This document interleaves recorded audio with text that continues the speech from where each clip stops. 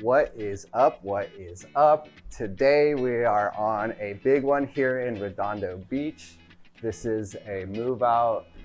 The realtor called me and wanted us to do a job on the carpet before they had people check it out. This house is about to go on the market.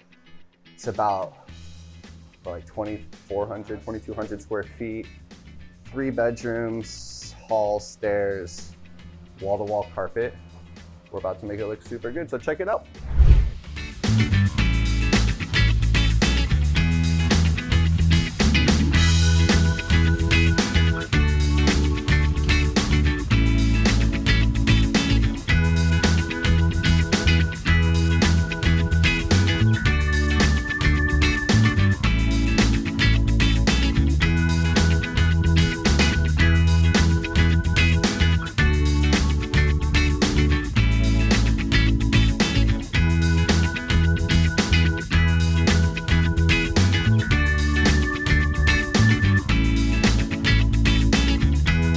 All right, a couple of things I want to point out about what makes this kind of different is since this is a move out, they just painted and they're super particular about not messing anything up, obviously.